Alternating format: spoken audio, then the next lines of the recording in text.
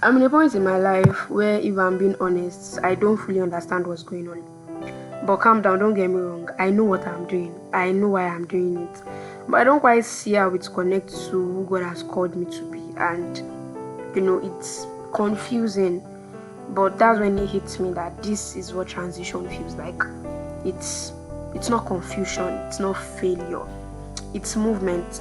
And that movement can be quiet, divine, and sometimes uncomfortable. And maybe you are here too, so you might want to listen to this. Hi, colorful people. Welcome back to Colors and Light.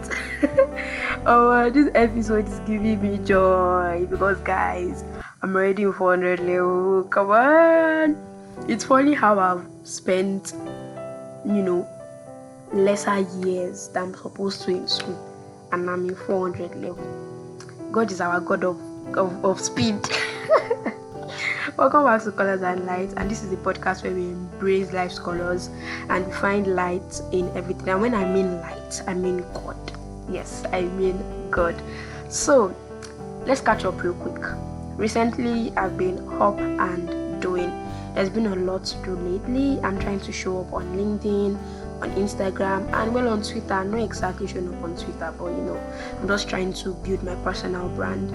I'm fully moving into social media management and content creation, the written aspect, by the way, and I really love it for myself. So this is what this is about. It's about the phase of my life where I got to understand what was happening and fully embraced it. So I decided to share this. So this is like a personal reflection.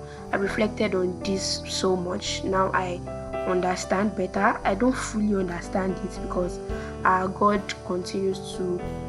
is a ever mysterious God, so you cannot fully understand it. So today we are going to be diving into transitioning, that sacred space between where you were and where God is calling you next. You were somewhere before, but presently God is telling you to move. God is telling you to do something else. So that is when you transition, and that process of becoming is a lot. Yes, and some people might lose themselves on the way. Some people might get confused on the way. Some people might feel left out on the way. So let's talk about that today. Now, what does transitioning look like? Transitioning is like that in between. There's always that blurry part. You are not where you used to be, and you've not fully arrived to where God is calling you to. You are not exactly there. You are just in between, and everything seems blurry. Everything seems like a bit confusing. I used to wonder how Moses was able to do it. Moses was living with his father-in-law Jethro, and when God called him to go to Egypt, he answered. He went to Egypt. But then his transitioning period was that period of time where he had to fully understand how God was working and how he was going to be able to communicate with Pharaoh. Now, I don't know how Moses was able to do it, being from someone that was just I don't want to say a mere man, and now someone that God has called to stand before a king and confront him. That was a very, very big transition for Moses, and he had to do it. And you would notice that it gets better along the way.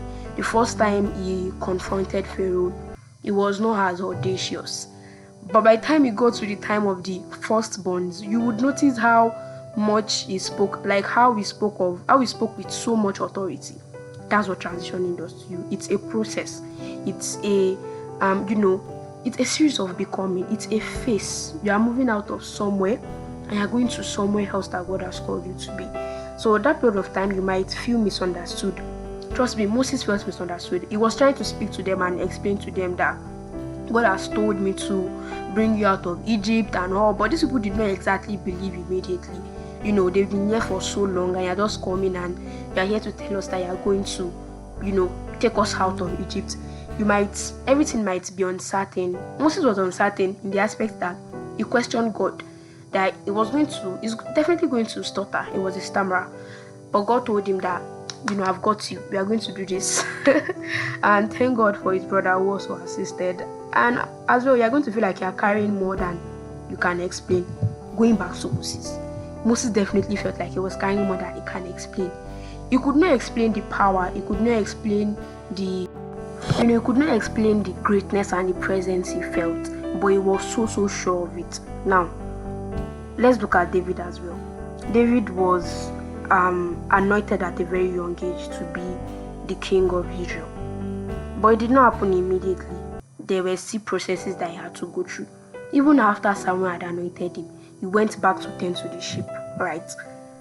But that period of time was a period of awareness for him. He was having close encounters with God. He knew where God was taking him to. But at that particular point in time, God was building him. God was giving him the exposure that this is who I am and this is what I have called. This is who I have called you to be. At this point in time, David probably felt like he was not sure of it. He had a lot of questions. He had a lot of confusions. He was confused. He was not sure. And he himself, he might be feeling like, what do you mean? But he had that strong feeling, that strong nudge that I've been called to be more. I can never be small. That was just David. Reading closely David's story, I actually feel like at a very young age, David had that pride. Now, when I mean pride, I don't mean it in a bad way, but I mean it in a way where I'm trying to communicate that he had that aura, if that's the word I can use. You get? He was so sure in God. That's the word. He was so sure in God. He knew that this God that I have. Because if he was not sure, tell me why he would go and confront Goliath. It was because he was sure. He was even more sure than all those who have lived more than him. All these people were scared. All these people could not face Goliath, but he could face Goliath. Why? He was sure, and God was with him. That period for him, that was just it. He was afraid though, but he knew that since God is with him, nothing can happen, nothing can stop. So he was slowly transitioning, and it's probably one of those people in the Bible that handled that transitioning phase so well. As God is telling him to do this, he's doing it. As he's being led to do this, he's doing it. Like, I don't know how, but David just transitioned beautifully if you followed through his story. Now, transitioning is very, very difficult. For some people, it comes out to be hard, while for some people, it comes out to play that they just, move from the aspect where they are in into a much more deeper aspect. While for some people, God is calling them to transition by moving from where they are to another phase entirely. Yes, that's how God has called some people to transition. You see stories of people who they probably studied a course in the university or did something in the university, and presently they are doing something entirely. See, it was not easy. That's just it. It was not easy. They had to make that huge decision that, okay, this is what I was doing before, now this is what I'm going to be devoted to. This is what I'm going to be committed to. Especially if it's something that is unconventional. It's not exactly easy. So that phase, sometimes it feels very, very hard. Now, how do you know if you are in transition? You are going to feel disconnected from what used to excite you. You are not going to feel attracted to the old things that you used to do. Now, don't get me wrong, these things might as well still crave your attention. You might as well crave these things, but it's not going to excite you like it used to be. The second thing is that you have rising desires for other things, and you cannot just explain it. You just have that in-depth feeling that this is something else that you're supposed to be doing, and God start pushing you towards it. So God might be quiet at this point, God might be silent at this point, but your spirit is loud with questions. You're going to have a lot of questions coming up in your mind. You're going to have a lot of questions you want to ask. You're going to have a lot of, you're just going to be questioning everything. You're going to be questioning God. You're going to be questioning how things are moving, how things are going on. It seems like you have more questions than you used to be before. You just probably pray, and when you're done, you would go about with your day. But now, you will now have a different feeling and a different understanding. You start questioning God. God, why is this like this? God, why are people not doing this? God, why can't you speak to people to actually do this? That phase, you might actually be transitioning. And lastly, doors begin to close, but your heart knows there is more. You might begin to have certain feelings that certain things that I used to do are not exactly working the way it should. Now, I can't remember the title of that Mount Zion movie we watched when I was younger. The man was a very big accountant, and God was calling him to be a missionary, but he did not agree. He lost his job. He, being an accountant, he was very, very rich and everything. But by the time he lost his job, everything started falling apart, and he just had to pack his load and accept that, okay, God, this is it. I have to go on and become a missionary. So sometimes some people experience that doors begin to get closed, and that's because God is opening another door. That's just it. God is opening another door. But trust me, as humans, we don't want to move away from our comfort zone. Yes, that's what we talked about in our last episode. We don't want to move away from our comfort zone. So for you to be able to leave that place and for you to be able to transition is always very, very hard. There are some practical steps that will walk you through for you to be able to understand and for you to be able to scale through that transitioning season. The first is to stay close to God. The thing is, you are not exactly aiming for what you want to build for God, but you are aiming for what you want to build with Him. The journey is with God, it's not for God. That's the goal. If you understand that, it's going to be easier for you. So everything that you'll be aiming for, everything that you'll be doing it towards, I'm doing this with God. Okay, I'm going to pray, I'm going to read my Bible, I'm going to do this. You're not exactly going to be doing it for the fame or for the world to see or anything. It's not necessarily going to be like that. So it's going to make your transitioning and your becoming journey like way, way, way easier. And God is going to be able to communicate with you and tell you that, okay, you do this like this, this like that. And most of this time, those are the times that portals for instructions are opened. You get more instructions at this point in time. God gives you instructions, and God's instructions are always clear. I keep saying that God's instructions are always clear. So once you get those instructions when you're in your transitioning phase, please and please just obey it to the latter. Just obey those instructions as they've been communicated. And the second is to document your journey. I think a lot of people, they just get soaked in the deep work. They just keep doing whatever they need to do, and they feel like, let's just balance out this phase. Let me just get used to this phase and continue to live my life. But it should not be so. Make sure you journal, document, take pictures, take videos. Just make sure you document so that by the time you're able to go back when you get to where you're going, you'll be able to appreciate yourself. When you check your pictures from the past, you'll notice it's not exactly as you might still be the same physically, but sincerely you would understand that you've changed over time. So it just helps you to appreciate the process more. The third thing is to stay accountable.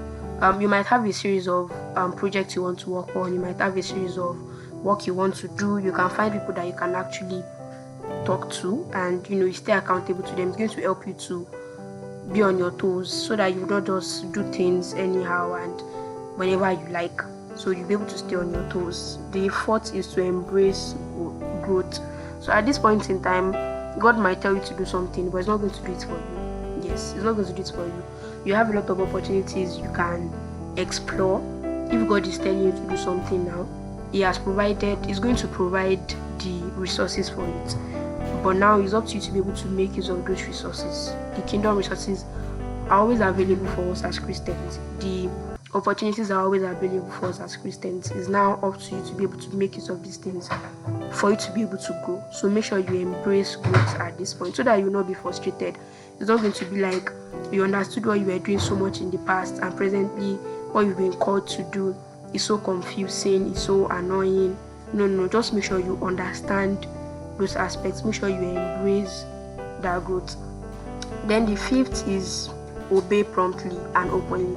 I think I've mentioned that before. We should obey God's instructions. Make sure that you don't delay God's obedience because it can cost you your time and your peace. Immediately God asks you to do something, make sure you do it because you're at that very, very sensitive stage that those ideas and those visions are in the spirit, they are in the wind. So you make sure you obey immediately. They keep saying it that God has more than enough people that He can call. So God giving you that vision, it's not because you are His favorite though, it's because He has decided to just choose you. So if you don't obey promptly, maybe you will give it to someone else. I don't know.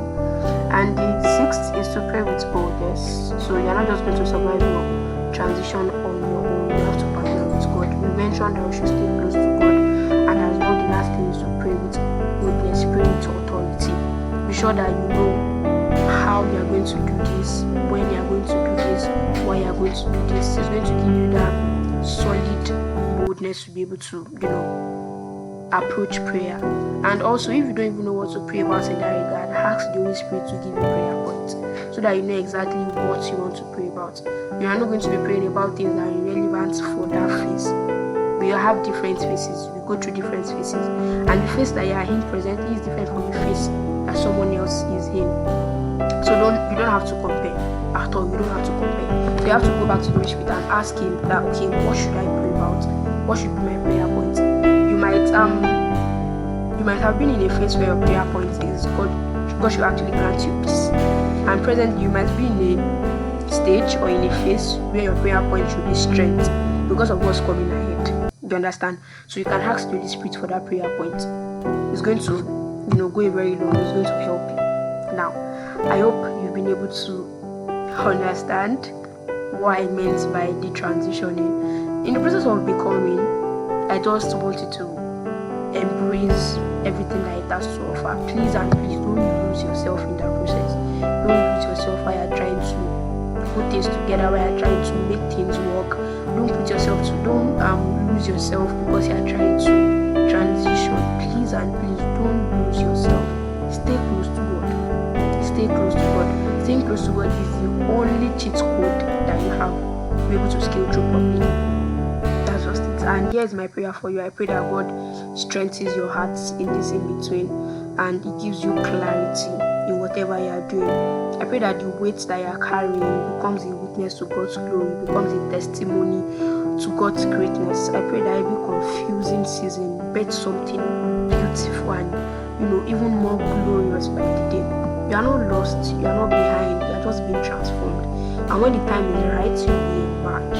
And that's you should soak in that identity. Because in Christ Jesus, your identity is solid and sure. You get. Thank you so much. Thank you so much.